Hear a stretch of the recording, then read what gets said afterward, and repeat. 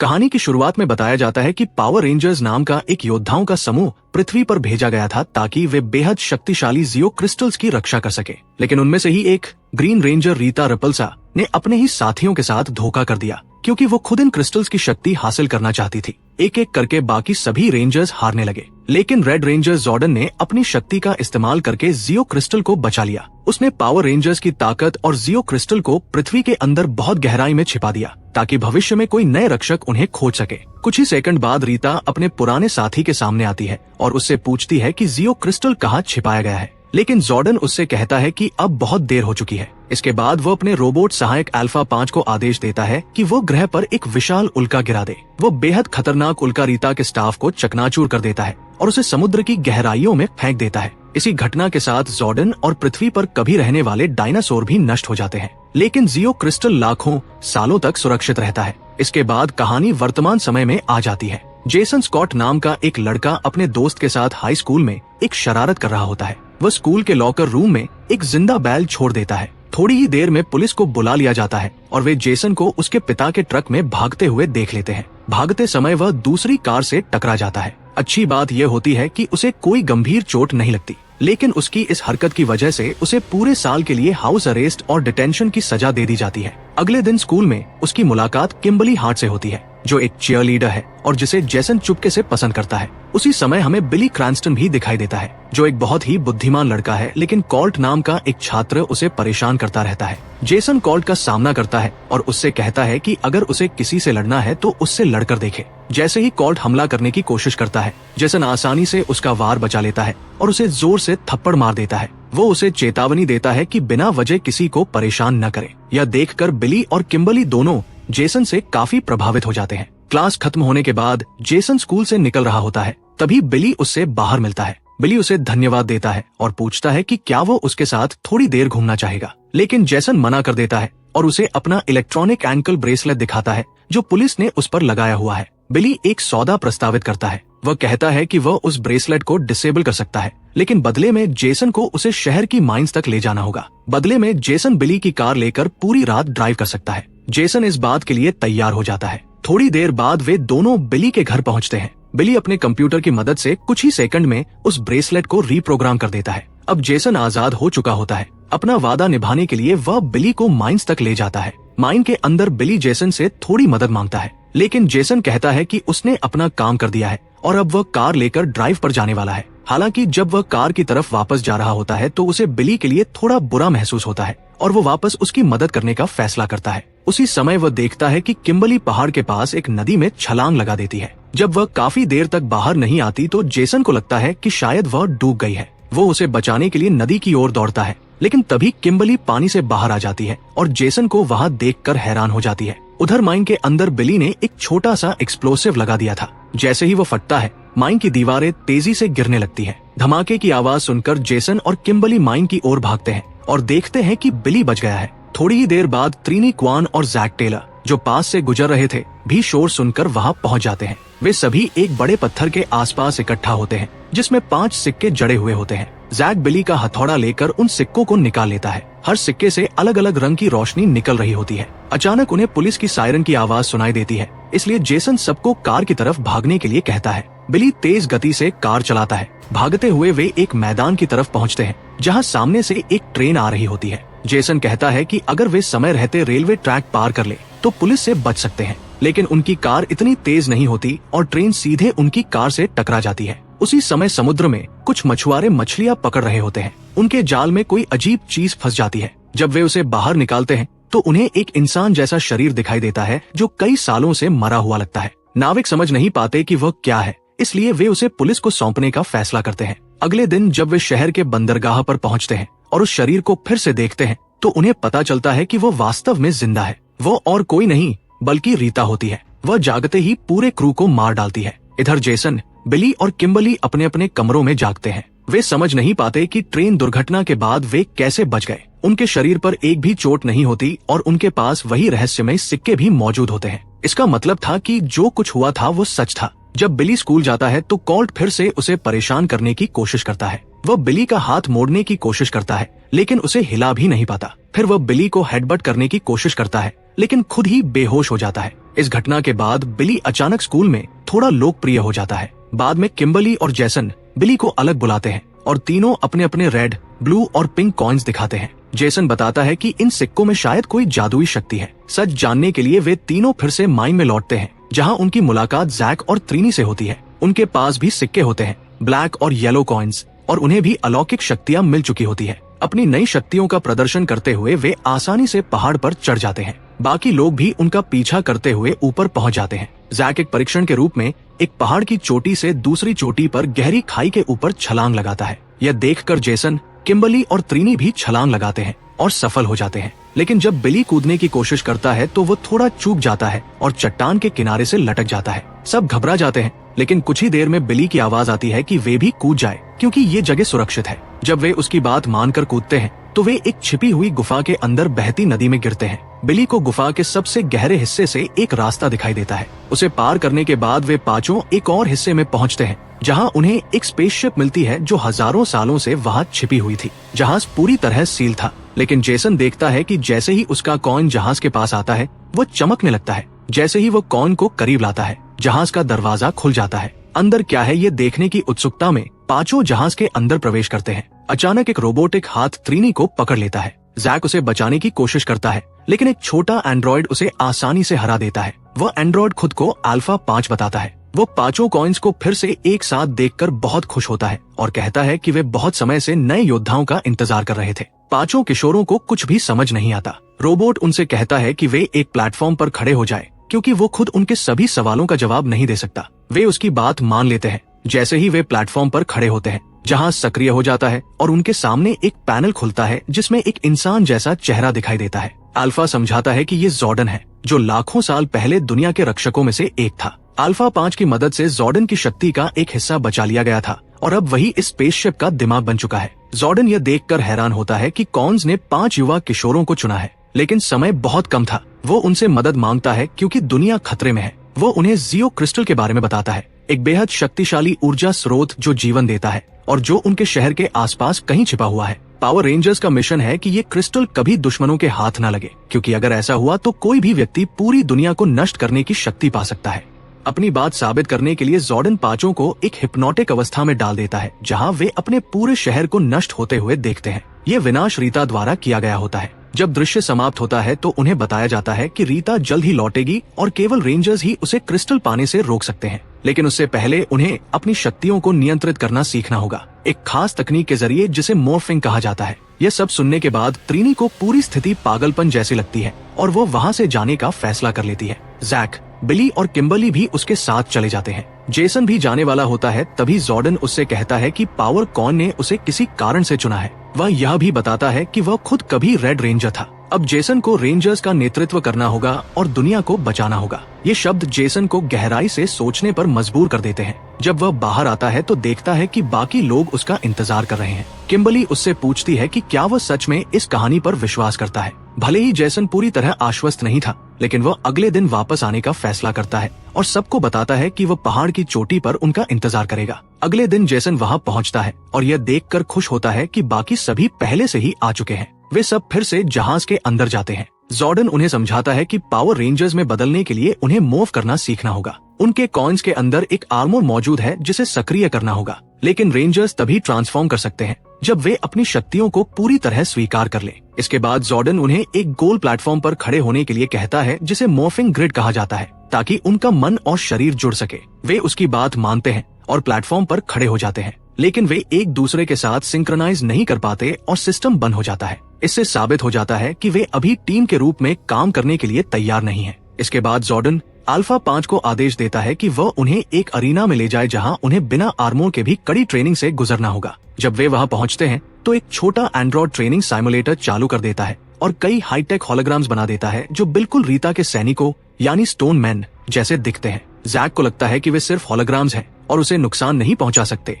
इसलिए वह सबसे पहले अरीना में कदम रखता है। लेकिन उसे जल्दी ही एहसास हो जाता है कि उन होलोग्राम्स के पास असली शरीर भी है। एक ही वार में वे उसे जमीन पर गिरा देते हैं। अल्फा 5 समझाता है कि आने वाले दिनों में उन्हें बहुत कड़ी ट्रेनिंग करनी होगी, तभी उनके पास रीता को हराने का सिर्फ 1% मौका भी होगा। ट्रेनिंग शुरू होती है, लेकिन अपनी नई ताकत के बावजूद वे उन होलोग्राम से लड़ने में संघर्ष करते हैं। इसके बाद अल्फा उन्हें एक खास तकनीक सिखाता है जिसमें उन्हें दुश्मन के हमले से बचकर पीछे से पकड़ना होता है और फिर उसे जमीन पर फेंकना होता है। जेसन और बाकी लोग इस तकनीक को सीख लेते हैं और प्रभावी ढंग से लड़ने की प्रैक्टिस करने लगते हैं, लेकिन अभी तक उनमें से कोई भी मूव करने में सफल नहीं हो पाया था। उन्हें थोड़ा मोटिवेट करने के लिए अल्फा 5 उन्हें गुफा के दूसरे हिस्से में ले गया। वहाँ उसने उन्हें उनके सबसे बड़े साथियों के बारे में बताया। ज़ोड्स, ये विशाल मशीनें उन जानवरों के आधार पर बनाई गई थी जो कभी डायनासोर के युग में पृथ्वी पर रहते थे। अल्फा ने समझाया कि ये ही उनकी सवारी होंगी, लेकिन वे इन्हें तभी कंट्रोल कर पाएंगे जब वे मूव करना सीख लेंगे, क्योंकि ज़ोड्स को केवल तभी बुलाया जा सकता है जब वे अपना आर्मोर पहन चुके हों। सब कुछ दिखाने के बाद अल्फा 5 ने उन्हें वापस जाकर अपनी ट्रेनिंग जारी रखने के लिए कहा, लेकिन चोरी छिपे जैक टेलर ने अपने ज़ोड को टेस्ट करने का फैसला किया। जैसा कि उम्मीद थी, चीजें गलत हो गई। वह उस मशीन को कंट्रोल नहीं कर पाया और ज़ोड पहाड़ से नीचे बेकाबू होकर दौड़ने लगा। काफी कोशिशों के बाद जैक किसी तरह ज़ोड को वापस जहाज तक ले आया, लेकिन पहाड़ की दीवार पार करते समय वो लगभग अपने दोस्तों को उसी मशीन से कुचल देता। किस्मत से किसी को चोट नहीं लगी। जेसन जैक के इस रवैये से बहुत गुस्सा हो गया और उससे बात करने गया। जैक उसकी बात सुनने से मना कर देता है और थोड़ी ही देर में दोनों सबके सामने लड़ने लगते हैं। बिली क्रैंस्टन बीच में आकर उन्हें रोकने की कोशिश करता है। तभी अचानक बिली का आर्मोर सक्रिय हो जाता है। ये देखकर सब हैरान रह जाते हैं और उससे पूछते हैं कि उसने ये कैसे किया, लेकिन बिली खुद भी नहीं जानता था। कुछ ही देर बाद आर्मोर फिर से गायब हो जाता है। तभी जहाज के अंदर जॉर्डन की आवाज गूंजती है और वो बिली से दोबारा मूव करने की कोशिश करने को कहता है, लेकिन कई बार कोशिश करने के बाद भी बिली ऐसा नहीं कर पाता। यह देखकर जॉर्डन निराश हो जाता है और उस दिन की ट्रेनिंग रद्द कर देता है। वो उनसे कहता है कि वे चले जाएं, क्योंकि वे अभी पावर रेंजर्स बनने के लिए तैयार नहीं हैं। ये सुनकर सब उदास होकर वहाँ से चले जाते हैं, लेकिन जेसन स्कॉट जहाज के अंदर ही रुक जाता है ताकि वह जॉर्डन से बात कर सके। वहीं वो जॉर्डन और अल्फा 5 की बातचीत सुन लेता है। जॉर्डन कह रहा होता है कि बच्चों के लिए मॉर्फिंग ग्रिड को सक्रिय करना बहुत जरूरी है, क्योंकि तभी वो खुद दोबारा जीवित हो सकेगा। ये सुनकर जेसन गुस्सा हो जाता है और जॉर्डन पर आरोप लगाता है कि वह सिर्फ अपना शरीर वापस पाने के लिए उनका इस्तेमाल कर रहा है। जॉर्डन स्थिति समझाने की कोशिश करता है, लेकिन जेसन कहता है कि उसे अपनी टीम पर भरोसा है और वे जॉर्डन की मदद के बिना भी लड़ सकते हैं। इसके बाद जेसन बाहर आता है और बाकी लोगों से मिलता है। जैक सुझाव देता है कि उन्हें साथ में पहाड़ों पर कैंपिंग करने जाना चाहिए। उधर दूसरी तरफ रीता रिपल्सा एक शिपयार्ड में खड़ी होकर आसपास के लोगों की ऊर्जा को सोख रही होती है। थोड़ी ताकत वापस पाने के बाद वह एक ज्वेलरी शॉप में जाती है और वहाँ का सारा सोना चुरा लेती है। उसी सोने की मदद से वह अपने स्टाफ को फिर से ठीक कर लेती है। तभी एक पुलिस ऑफिसर बंदूक लेकर वहाँ पहुँचता है और उसे आत्मसमर्पण करने का आदेश देता है, लेकिन रीता मना कर देती है। ऑफिसर उस पर गोली चलाता है, मगर वो कुछ ही सेकंड में खुद को ठीक कर लेती है। इसके बाद वो अपनी शक्तियों से हर तरफ तबाही मचा देती है और बचा हुआ सोना लेकर वहाँ से चली जाती है। इधर पहाड़ों में पांचों दोस्त एक कैंपफायर के आसपास बैठे होते हैं। जैक कहता है कि शायद वे मूव इसलिए नहीं कर पा रहे क्योंकि उनके बीच आपसी जुड़ाव कमजोर है। आखिर कुछ दिन पहले तक तो वे दोस्त भी नहीं थे। वो सुझाव देता है कि उन्हें आज की रात एक दूसरे को बेहतर तरीके से जानने में बितानी चाहिए। सबसे पहले जैक बताता है कि वह अपनी माँ के साथ रहता है और उसकी माँ बहुत बीमार है। उसे डर है कि वह जल्द ही उसे खो सकता है। इसके बाद बिली बताता है कि वो उस दिन पहाड़ पर इसलिए आया था क्योंकि ये जगह उसके पिता की पसंदीदा जगह थी। उसके पिता कई साल पहले गुजर चुके थे। एक एक करके सभी अपने दिल की बातें बताते हैं। उन्हें एहसास होता है कि वे सब एक दूसरे से काफी मिलते जुलते हैं। उसी रात बाद में त्रिनी क्वान अपने घर में होती है। तभी अचानक रीता उसके कमरे में आ जाती है और उस पर हमला कर देती है। बिना आर्मोर के त्रिनी उससे लड़ने के लिए काफी मजबूत नहीं होती, लेकिन उसे मारने की बजाय रीता उसे एक सौदा देती है। वह कहती है कि अगर त्रिनी अपनी टीम से विश्वासघात कर दे और उसे जियो क्रिस्टल दिला दे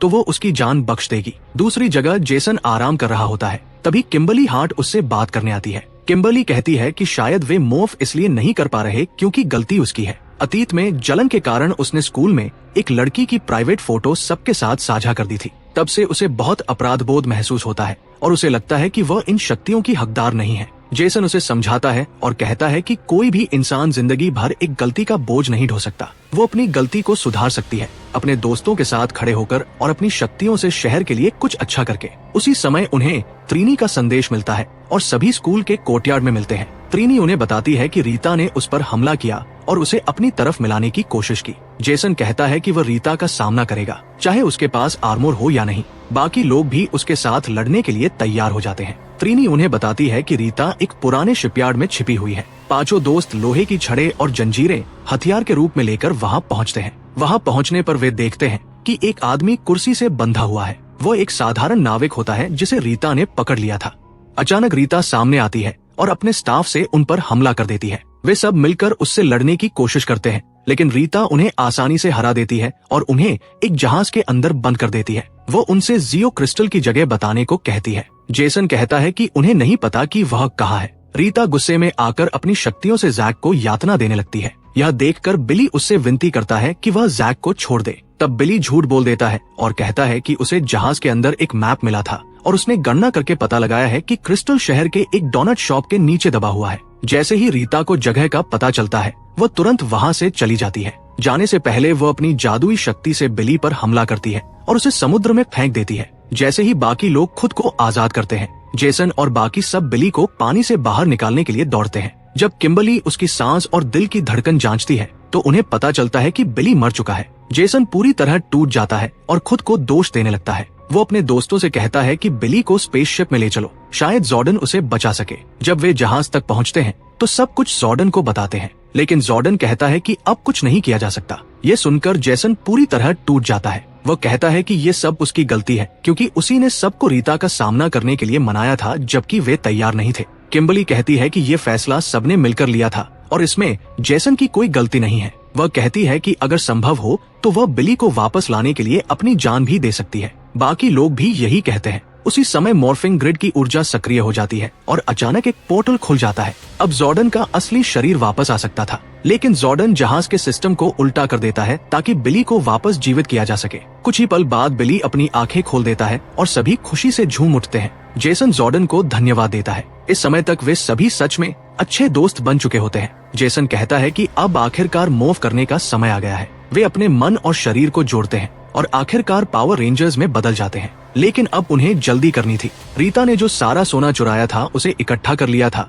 और उसकी मदद से उसने एक विशाल राक्षस को बुला लिया था जिसका नाम गोलदार था। उसने अपने स्टोन मैन को भी भेज दिया ताकि वे जॉर्डन के जहाज को नष्ट कर दे। जेसन और उसकी टीम पोर्टल का इस्तेमाल करके वापस पहाड़ पर पहुंचते हैं। वहाँ रीता की सेना पहले से उनका इंतजार कर रही होती है। जेसन अपने आर्मों से एक तलवार निकालता है और दुश्मनों से लड़ना शुरू कर देता है, लेकिन दुश्मन बहुत ज्यादा होते हैं। तभी जैक गुफा के अंदर जाता है और अपना जॉर्ड लेकर वापस आता है। ब्लैक रेंजर का जॉर्ड अपनी ताकत दिखाता है और सभी दुश्मनों को नष्ट कर देता है, लेकिन लड़ाई अभी खत्म नहीं हुई थी। गोलदार और रीता शहर की ओर बढ़ रहे थे। जेसन सबको अपने अपने जॉर्ड्स बुलाने के लिए कहता है। आर्मों के जरिए बने आपसी जुड़ाव की वजह से अब वे ऐसा कर पाते हैं। शहर में पहुंचकर रेंजर्स अलग अलग जगहों पर लोगों को सुरक्षित स्थानों पर पहुंचाने लगते हैं। लड़ाई के दौरान जेसन देखता है कि उसका पिता सैम स्कॉट सड़क पर उसे ढूंढ रहा है। तभी गोलदार हमला करता है और एक कार को पलट देता है। जेसन अपने जॉर्ड से कूदकर बाहर आता है और लड़ते हुए उस कार तक पहुंचता है। वो अपने पिता को बचाकर सुरक्षित जगह पर ले जाता है।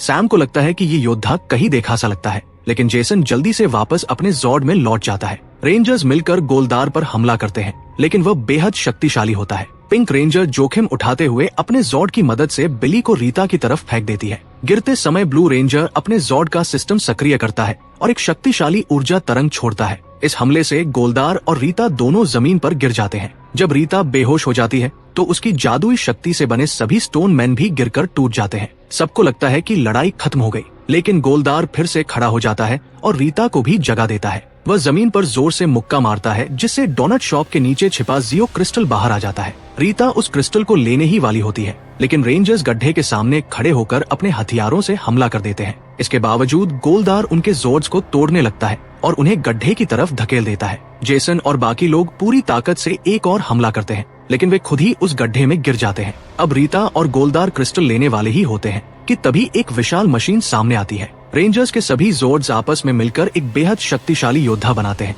जिसे मेगा जोर्ड कहा जाता है। लेकिन रीता डरती नहीं है। वो गोलदार के साथ अपने शरीर को मिला लेती है और पहले से भी ज्यादा शक्तिशाली बन जाती है। मेगा जोर्ड उस पर कई मुक्के और किक मारता है, लेकिन गोलदार फिर भी गिरने से इनकार कर देता है। तभी रेड रेंजर सबको वो तकनीक याद दिलाता है जो अल्फा 5 ने उन्हें सिखाई थी। वे दुश्मन के हमले से बचते हैं, पीछे से गोलदार को पकड़ते हैं और उसे जमीन पर पटक देते हैं। मेगाजोर्ड फिर 2 तलवारें निकालता है और गोलदार पर वार करता है। आखिरकार गोलदार टूटने लगता है। अब रीता कमजोर हो जाती है और दया की भीख मांगने लगती है। रेड रेंजर उससे कहता है कि वह ग्रीन कॉर्न सौंप दे और आत्मसमर्पण कर दे, तब उसकी जान बख्श दी जाएगी। लेकिन रीता मना कर देती है। तब जेसन मेगाजॉर्ड से उसे जोरदार थप्पड़ मारता है, ठीक उसी तरह जैसे उसने स्कूल में उस बुली को मारा था। उस शक्तिशाली वार से रीता रॉकेट की तरह अंतरिक्ष में उड़ जाती है। वहाँ उसका शरीर जम जाता है और अब वो हमेशा के लिए अंतरिक्ष में भटकती रहेगी। आखिरकार लड़ाई खत्म हो जाती है। पावर रेंजर्स ने अपने शहर और पूरी दुनिया को बचा लिया था। लोग इन नायकों का धन्यवाद करने लगते हैं,